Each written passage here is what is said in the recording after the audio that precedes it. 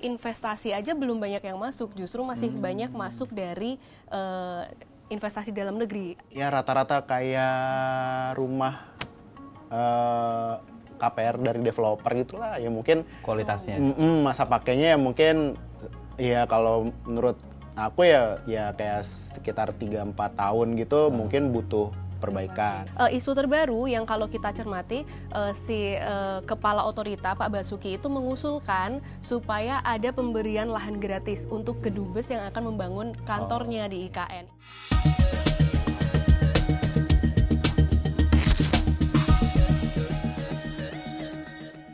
Sahabat Kompas, bertemu lagi dalam Bongkar Data. Belakangan sedang ramai dibicarakan soal Instruksi Presiden nomor 1 tahun 2025 tentang efisiensi anggaran. Nah, ada berbagai aspek yang terkena dampak. Salah satunya ialah pembangunan Ibu Kota Nusantara di Kalimantan Timur. Hari ini kita akan bahas soal itu dan efisiensi secara umum, tapi saya tidak sendiri karena sudah ada teman diskusi saya di sini. Yang pertama ada Mbak Agustina Purwanti, peneliti Litbang Kompas. Halo Mbak. Halo Mas. Dan yang kedua ada produser Kompas.id, Mas Andri Stianto. Mas Andri, gimana kabarnya? Halo, baik-baik. Nah, langsung ya, biar nggak lama-lama kita bahas aja. Mas, IKN waktu itu kan pernah ke sana ya, sebelum Presiden ke-7 Joko Widodo turun ya, kalau nggak salah Oktober. Situasi waktu itu ketika Jokowi ke sana dan Mas Andri liputan ke sana itu, gambarannya seperti apa? Apakah sudah siap digunakan waktu itu, Oktober 2024, atau masih dibangun dan lain-lain? Nah, emang sebelumnya pas waktu itu kan saya ke sana Oktober 2024 ya. Nah, sebelumnya itu kan di bulan Agustus kan emang sudah dipakai untuk Upacara ya? upacara 17-an itu kan. Nah, kalau secara infrastruktur dari kota Balikpapan sampai ke IKN-nya sih sebenarnya bisa dibilang udah kalau pada saat itu emang udah 90% lah, maksudnya emang udah siap gitu. Udah siap secara akses jalan, tapi yang karena pada saat itu mobil kan ya, lewatnya mobil. Nah, aku nggak tahu tuh kalau jalur lain selain mobil gitu. Tapi kalau untuk mobil bisa dibilang sih udah 90% siap gitu. Nah, di sana sendiri juga pas kebetulan banget waktu itu ada peresmian Istana Negara, Istana Negara langsung sama Presiden ke-7. Nah, kalau dilihat dari kondisi gedung-gedung yang ada gitu, lalu infrastrukturnya di sana sendiri, pada saat itu sampai Oktober 2024 saya ke sana itu Istana Negara emang udah siap, tapi pada saat itu Istana Garuda masih proses finishing lah gitu. Jadi Istana Negara dan Garuda itu beda ya? Beda. Nah, Istana Negara yang di depan, Istana Garudanya yang di bagian belakang, yang ada kayak patung Garuda itu. Nah, itu emang udah siap. Sebenarnya bisa dibilang sih siap gitu ya.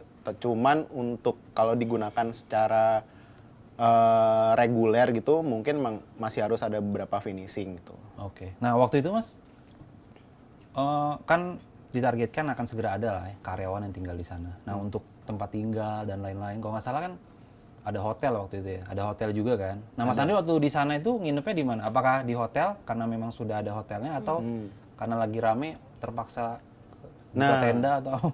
Nah, kebetulan ingin hati sih pengen ngerasain hotel ya kan. Gitu. Hotelnya udah ada ya? Udah ada. Di sana udah ada hotel yang udah beroperasi gitu. Nah, cuman apa daya, ya. Kita memang pada saat itu ditempatkan di rumah hunian atau apartemen hunian untuk Polri. Karena penuh hotelnya? Penuh, okay. karena penuh. Nah, kalau dari sisi unit huniannya, itu sebenarnya memang bisa dibilang sih udah siap atau layak lah ya, udah layak huni gitu.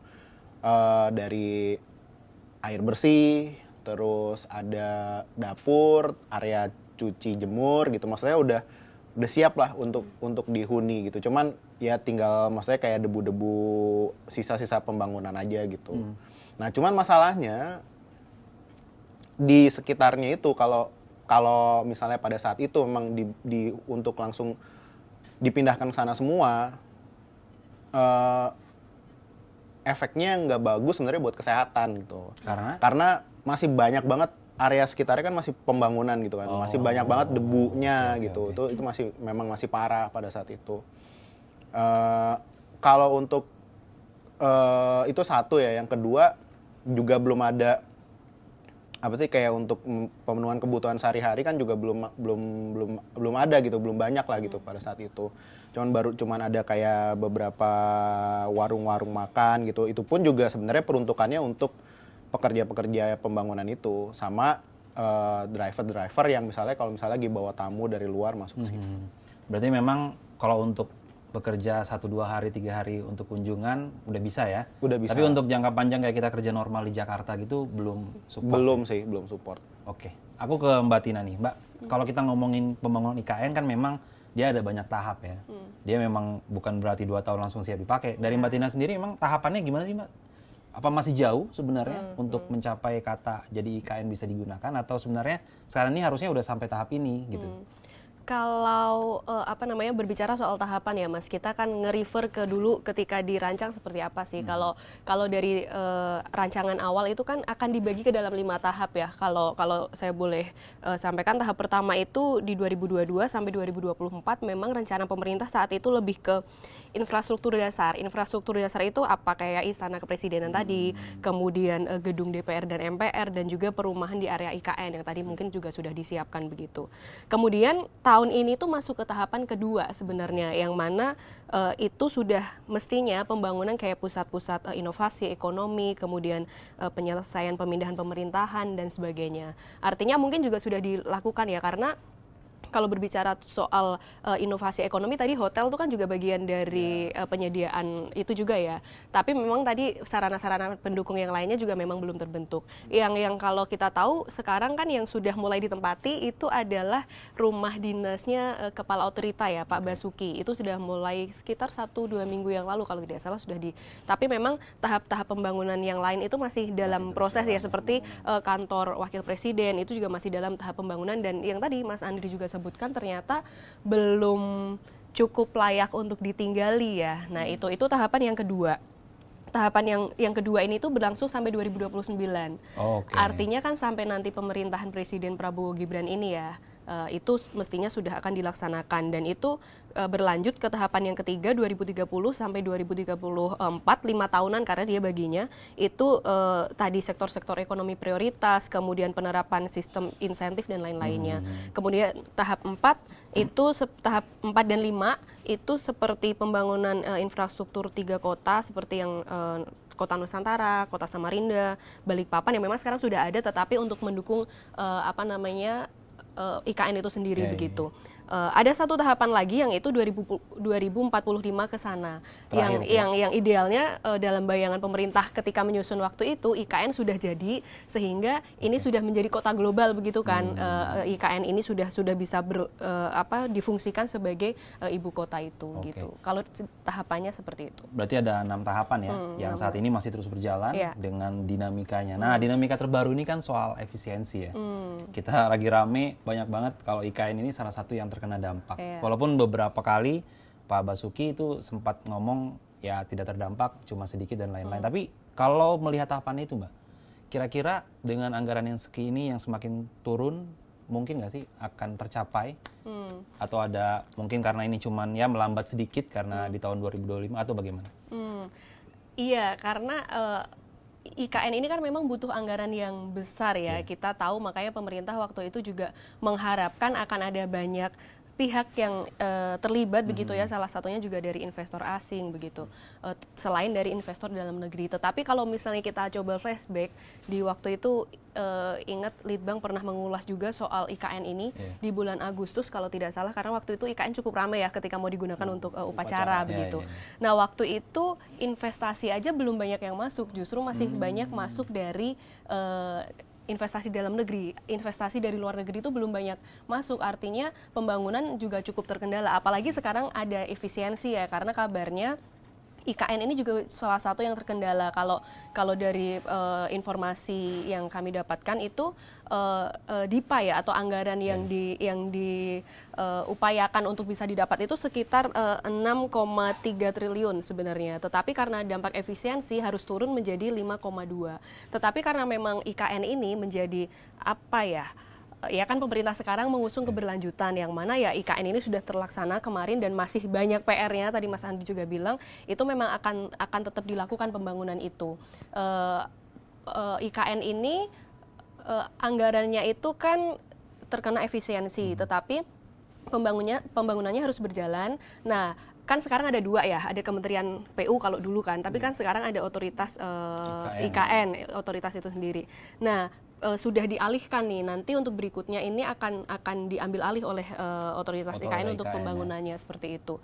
Nah, memang ya ini menjadi PR ya bagi pemerintah untuk bisa beneran nggak nih bisa dilaksanakan, karena kan pembangunan itu kan ibaratnya kan memang membuat IKN ini kan dari nol ya, dan anggarannya besar. Nah, ini menjadi tantangan bagi pemerintah karena kami ketika Januari melakukan survei itu Litbang menemukan bahwa 80% publik itu bilang mereka yakin bahwa IKN ini pembangunannya akan terus dan akan selesai nanti berarti akhirnya. mayoritas publik waktu itu di Januari kemarin 2025 betul, ya? Betul. Yakin kalau IKN akan berlanjut? Betul, nah, ini kan menjadi tantangan juga ketika isu efisiensi itu terjadi, kemudian dari dulu pun ketika 2024 ramai pembangunan investasi belum masuk, nah dari mana nih pendanaan? Nah ini mungkin cukup pusing juga ya untuk pemerintah untuk bisa melaksanakan itu dan menjawab keyakinan publik. Artinya ada tantangan itu ya yang harus dijawab karena publik berharap ini lanjut. Betul, itu menjadi PR juga untuk pemerintah bisa menggait investor ya, karena isu terbaru yang kalau kita cermati si kepala otorita Pak Basuki itu mengusulkan supaya ada pemberian lahan gratis untuk kedubes yang akan membangun kantornya di IKN. Ini kan upaya-upaya untuk biar pembangunan itu segera ada gitu ya, karena kan selama ini memang yang diprioritaskan dibangun kan untuk pemerintah tadi MPR, DPR dan juga rumah dinas itu kan, tetapi itu kan juga upaya. Nah, kita mau nagih nih pemerintah gimana nih, karena publik udah menaruh keyakinan apakah pemerintah mampu atau tidak, ya harapannya sih akan terlanjut ya. Aku ke Mas Andri. Mas, kemarin kan sempat tinggal di salah satu rumah yang sudah jadi ya. Kalau kita ngomongin efisiensi kan bukan cuma sekedar membangun ya kan. Artinya butuh perawatan itu kan. Itu kan gedungnya sudah jadi ya.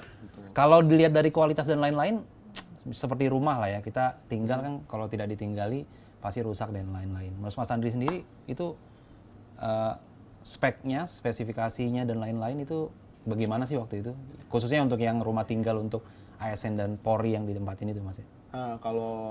Kalau dari pengalaman tinggal beberapa hari di situ sih sebenarnya memang kelihatan, maksudnya bangunannya bentuk apartemen gitu kan udah ready gitu ya, dan memang kelihatannya sih memang ya layak lah gitu. Cuman kayak pasti kan kita juga kalau misalnya ada di suatu tempat yang baru gitu kan kadang suka kadang tangan tuh gatel gitu loh, kayak getok-getok ini ngecek ya kira-kira nih kuat nggak ya gitu. Apalagi penasaran sama IKN ya kan? Iya kan gitu. Ini kan bukan yang tempat hunian untuk seminggu 2 minggu gitu kan. Rencananya kan memang akan dipindahkan semua ke sana gitu. Cuman kayak itu sih bisa dibilang ya rata-rata kayak rumah KPR dari developer gitulah ya, mungkin kualitasnya. Masa pakainya ya mungkin ya kalau menurut aku ya kayak sekitar 3-4 tahun gitu mungkin butuh perbaikan, ada perbaikan gitu. Nah, fasilitas serupa lainnya kan banyak tuh, ada taman, ada biasa ada railing dan lain-lain. Itu sama bagus atau ya sekedar dibangun apa gimana? Layak, sebenarnya itu layak sih, cuman ya itu tadi mungkin kayak butuh perawatan berkala lah gitu. Nah, cuman memang bagusnya pas waktu di sana itu memang ada kayak semacam cleaning service itu yang memang rutin setiap hari dia kayak melakukan perawatan gitu. Meskipun ada atau nggak ada kegiatan atau atau nggak ada orang, itu memang dia selalu melakukan perawatan berkala gitu. Tapi kita kan tahu ya kalau itu terdampak atau enggak dengan iya betul. Tapi intinya dia butuh perawatan ya di luar dari pembangunan yang terus berjalan. Sebenarnya yang kalau menurut saya emang yang agak disayangkan kalau misalnya emang ini tidak berlanjut ya pembangunannya gitu. Banyak banget sih yang bakal terdampak, kayak misalnya di sana kan juga ada coffee shop gitu. Yang mungkin ya bisa dibilang pendapatannya kan hanya dari pengunjung-pengunjung yang berkunjung ke IKN aja gitu sementara ini gitu. Mungkin dari yang lihat proyek atau segala macam gitu. Lalu juga ada rumah sakit kan yang udah diresmiin juga di sana gitu. Nah, itu kan juga bahkan hotel gitu. hotelnya juga hotel berbintang kan gitu. Jadi emang kalau misalnya sampai nggak berlanjut ya gimana sih nasibnya mereka itu gitu. Oh, oke. Tapi menurut Mas Andri sendiri, misalnya nih pemerintah memutuskan untuk oke kita tempatin di sekarang nih dengan kondisi Oktober kemarin, kira-kira waktu itu sudah siap belum ya untuk paling nggak sudah ada yang bekerja di sana lah, pegawai-pegawai kementerian, otorita ibu kota IKN. Kemarin kan Pak Basuki juga bilang paling nggak akan bertahap ya, Maret akan mulai bekerja. Dari Mas Andri sini melihat waktu Oktober itu sudah bisa nggak sih sebenarnya? Kalau menurut saya sih udah bisa ya. Cuman memang yang paling agak krusial itu akses untuk karena kita kehidupan sehari-hari gitu kan, akses untuk kayak kebutuhan sehari-hari juga gitu. Cari makan ya, gitu betul. Fasilitas pendukungnya ya. Betul. Emang nggak ada tempat makan gitu, restoran atau kafe gitu? Ada restoran kan di hotel, restoran hotel gitu ya. Pada waktu itu ya, Oktober 2024. Lalu ada ya satu coffee shop. Cuman maksudnya kita nggak mungkin setiap hari ke coffee shop. Ayam kan, penyet gitu. gitu nggak ada? Kan biasa kalau pekerja kan kita pasti makan siang di kantin karyawan. Iya betul. Nah itu tadi. Kan nggak mungkin setiap hari ke kafe kan atau ke restoran. Ada nggak waktu itu sih? Ada sih, pas waktu itu emang ada di begitu keluar dari area apartemen itu emang ada di kayak sebelahnya gitu itu kayak jajaran-jajaran itu, itu cuman itu memang kayaknya sih dikhususkan untuk pekerja yang sekarang lagi ngebangun itu. Tapi memang kalau mau dijadikan ya itunya harus siap dulu semua. Betul. Ya. Bukan cuma sekedar ada kafe di tengah IKN ataupun ada transportasi publik gimana Mas di sekitaran situ? Kemarin pas waktu itu sih nggak ngelihat ada transportasi publik ya. Maksudnya emang bener-bener aksesnya situ emang cuman untuk kayak orang datang ke proyek pembangunan aja gitu. Ya, iya betul. Ya. Motor masih boleh masuk tapi? Ada mungkin tapi motor pekerja ya atau warga-warga sekitar situ aja. Artinya waktu itu bebas ya udah mau. Iya betul. Lalu lintas udah biasa. Atau mungkin ini sih kayak bisa dibikin nggak sih iseng aja sih. Mungkin kayak bisa dibikin apa namanya Tour de IKN gitu. Oh iya, yang kayak Kertajati ya. Nah, maksudnya gitu. Supaya publik juga bisa ngelihat ini pembangunannya sejauh mana, bisa jadi gitu revenue juga kan? Dan bisa juga jadi pemasukan, maksudnya bukan pemasukan ya, maksudnya kritikan bagi pemerintah sendiri gitu. Iya, karena memang kayaknya sejauh ini tuh kunjungan-kunjungan masih sebatas kunjungan kenegaraan kayak gitu ya. Kalau sebenarnya tadi kembali ke soal tahapan kan memang yang tadi disampaikan Mas Andri memang lebih masih ke persiapan proyeknya ya. Yang direncanakan pemerintah kan memang baru per tahun ini akan mulai tadi ya. Mulai masuk ya. Geliat-geliat ekonominya diharapkan baru mulai masuk kayak pembangunan mungkin ada UMKM pendukungnya kayak gitu. Kalau sesuai tahapan kan memang itu baru akan dimulai tahun ini. Nah, semoga itu sudah akan segera terlaksana ya karena tidak terdampak efisiensi ini harusnya ya. Karena yang waktu itu dijanjikan juga kan ketika ada IKN ya ibarat ada gula ada semut, ketika di sana ada kehidupan kan akan ada UMKM yang terbangun di sana. Nah, tadi sudah tergambar juga ya, ada pekerja-pekerja dan ada yang membuka makan itu. Mungkin kalau lebih banyak akan. Tapi kita kembali ke efisiensi ya kan. Baru-baru ini Litbang melakukan jajak pendapat terkait efisiensi ini. Bagaimana tuh hasilnya Mbak kira-kira? Secara umum ini berarti ya?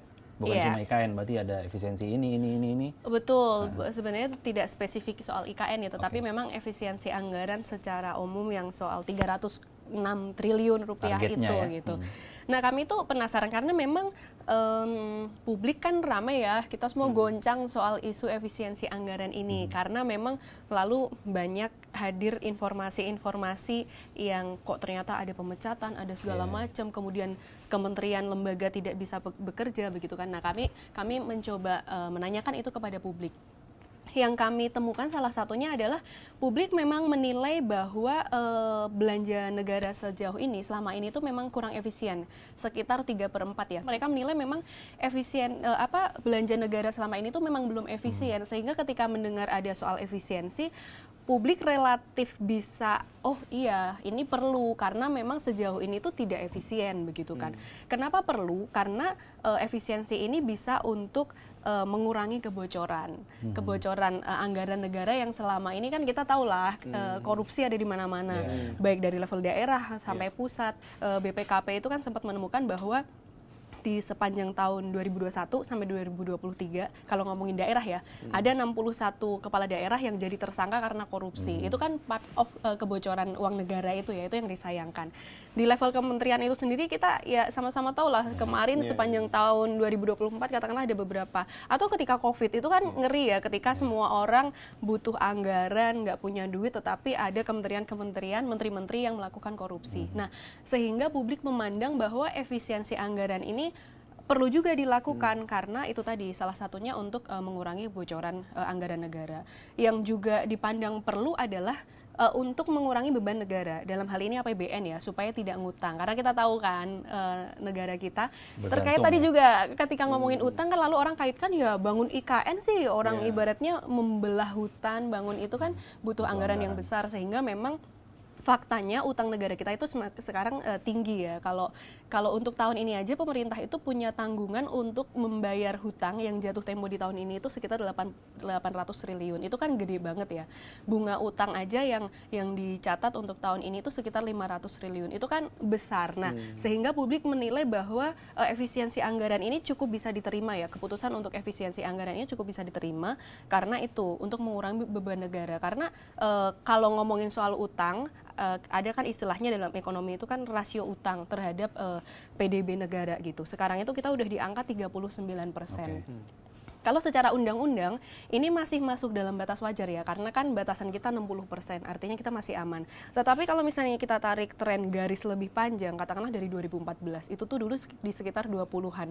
20-an sekarang 39, artinya kan utang kita makin gede. Di satu sisi untuk belanja-belanja negara berarti kita belum bisa mencukupi sendiri, sehingga kita harus bergantung pada utang. Ini kan sesuatu yang berbahaya. Karena itu efisiensi harus dilakukan. Dan ketika berbicara soal efisiensi, tadi juga kebocoran soal uang negara begitu ya, publik memandang ini perlu dilakukan juga supaya pemerintah itu juga bisa lebih fokus kepada program-program yang sekarang menjadi prioritas. Kalau memang IKN itu kan tadi isu untuk pemerintahan sebelumnya ya, karena seperti menjadi highlight program mereka. Tetapi kalau yang sekarang itu kan yang di highlight adalah salah satunya makan bergizi gratis.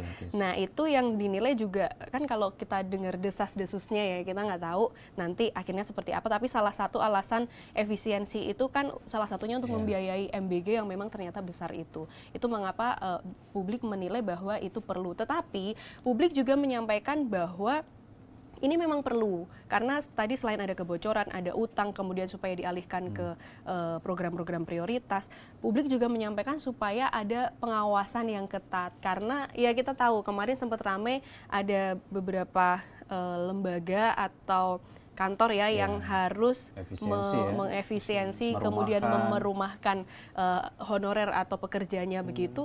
Padahal itu kan sebenarnya kalau berbicara soal Inpres tadi nomor 1 2025 itu kan kemudian ditindaklanjuti dengan surat edaran ya Menteri Keuangan. Klausul soal apa-apa yang harus diefisiensi itu kan salah satunya alat ATK, alat tulis kantor, kemudian perjalanan dinas, kemudian seremonial gitu kan. Kan tidak ada pemotongan untuk gaji atau pegawai di situ. Nah, ini kan kemudian menimbulkan kegaduhan publik. Publik itu berharap supaya ada pengawasan. Jangan sampai kementerian atau lembaga itu salah tangkap. Harusnya yang dihemat itu adalah perjalanan dinasnya atau beli buku, pulpen dan segala macamnya, tapi malah karyawannya atau pegawainya yang dipangkas begitu. Baik, menarik sebenarnya pembahasan efisiensi ini bisa panjang sebenarnya kalau kita bahas. Tapi kalau mau artikel lengkapnya atau membahas tulisan-tulisan lengkap terkait efisiensi anggaran, bisa teman-teman cek di Harian Kompas atau kompas.id. Dan kita akan bahas lagi agenda-agenda selanjutnya bersama dengan Litbang dan juga dari redaksi sendiri terkait isu-isu terkini yang menarik hanya di Bongkar Data. Sampai jumpa.